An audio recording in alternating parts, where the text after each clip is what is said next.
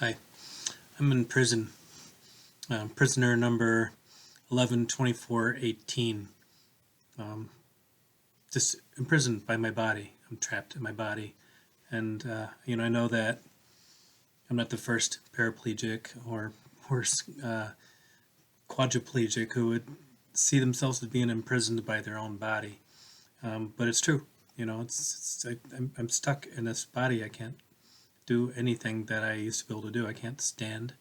Um, I can't leave the house without going on ramps. I've got 4 ramps outside the house, and they're folded most of the time so that people can get in and out without having to deal with the ramps. So even for me to go outside, somebody would have to go unfold the ramps and get them ready for me before I could go out there. So I'm stuck in the house. I'm stuck in my body. I'm stuck in my house. Some people, they just say, hey, why don't you just go out, go into town or something like that. And they don't realize how much effort that would take for such minimal enjoyment. So let me give you an example. If I were to want to just go out to the store, um, we would have to, first I would have to cath and everything, make sure that I can go out into public, make sure bowel movement's not ready to happen, and then I would have to get somebody to put, my wife, to get the ramps put up. She would have to do the driving, and there's 2 different ways I can get into my car, and one of those would be with her assisting me by pushing, and I put a slide board between my chair and the seat to our car, which is about a foot higher than what my chair is. So it's quite a bit of an effort to get in there. And I've seen other paraplegics who easily can get into their vehicle. I'm jealous of them. I can't. I don't have 100% movement of my top half. My core is very bad. I have to have armrests, to keep me from falling off of my chair. So I don't have the ability to just get into the wheelchair, into a vehicle the same way some paraplegics can. Those ones that are paraplegic from the waist down, but then they're normal from the waist up. Well, I'm paraplegic from the waist down, but I also am messed up on, my hands are messed up, my arms are messed up, my organs are messed up. So I just don't have the strength and ability and agility to get into a vehicle on my own. We also, for $8,000, got a machine that would lift me up into the car. But to use that machine, I have to put on a sling in the house, which takes time to do. And then that sling will be on me the whole time. So once I get out of the car, the sling will still be on me. And then the sling goes onto this machine that hooks into the door and lifts me up. And we had a couple issues with that machine. Uh, Twice I fell. One time I fell. Fortunately, I was already in the car and only fell about 6 inches onto the seat.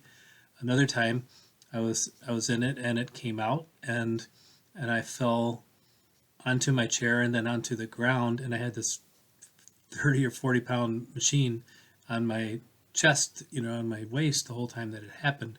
And fortunately, I was not injured, but I could have been. And the people who manufactured that said, "Hey, there's no way that could have happened." And when we sent them the hinge thing, they said, "Well, you're right, it did happen," and they made a new one. But I have PTSD. I'm not really anxious to use that thing anymore. There are vehicles that I could buy for maybe $100,000. It's not worth putting the money into it because I just don't go into the world. There's too much COVID out there still, and I can't get a vaccine for COVID, so it doesn't make sense for me to go anywhere for any length of time. Um, and like I said, there's no enjoyment. I just can't walk around. I can't, I would have to be pushed, or I have to like move my wheelchair. Then if we do take the wheelchair out, um, Sandy would have to get the wheelchair into the back of the vehicle. It's not very light, but she can handle it. But she has to take the legs off of it and everything. Uh, and I did see some wheelchair people who could, pull their wheelchair onto the seat behind them. I mean, they get in the vehicle on their own and they can take the wheelchair apart and pull it into the vehicle on their own. Good for them. I can't. I can't do it. And it's not because I'm not competitive. I'm one of the most competitive people in the world. I was in karate and running and swimming and everything, and very competitive at everything that I did. It's my body won't do it, and that's because it's my prison. Like I said before, or I could call the township up. The township has a vehicle that I can get into very easily on that. But again, now it's like having a prison guard with me. I have to arrange it with them. I have to pay them for it. I have to, I have to leave on a schedule, get there on a schedule, and that's not freedom. That's prison. That's what it is. Same with swim. I'm still, and when this happened to me, I was still a competitive swimmer when I was 60 years old, and I could still swim 100 yards in under a minute, and I was doing 3-mile swims every other day. So I was very competitive swimming, and I missed the pool, and I'm still in a Facebook group where where I talk with other people, and they know that I'm in a wheelchair, and they say, get in, you'll hopefully get in the pool again soon.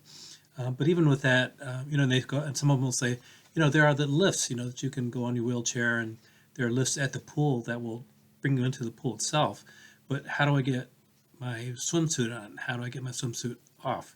How do I take a shower afterwards? And I would have to have a caregiver come with me, to do all these things. And how do we get me up and down, in order to do that? I need a Hoyer lift when I'm at home to do these things here, and they don't have a Hoyer lift, at these places, at the schools or the YMCA's or other places. They just don't have the equipment that would allow me to be able to do it. So I can't. I don't see how that's going to happen until I can find a special place that is made entirely for people in my type condition. And I just don't think there are any places like that. But I'm going to keep hoping. I'm going to keep dreaming. I did have a dream about swimming the other day. It felt good. Felt good to be swimming in the pool again. Yeah, I'm sometimes I think dreams are a bad thing because they make me remember what I don't have. But it's nice to have those few minutes where things are working again. So anyway, yeah, I'm in prison. My body's a prison. My house is a prison.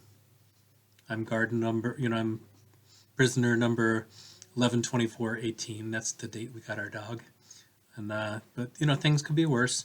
Nobody's trying to shank me. Nobody's trying to rape me.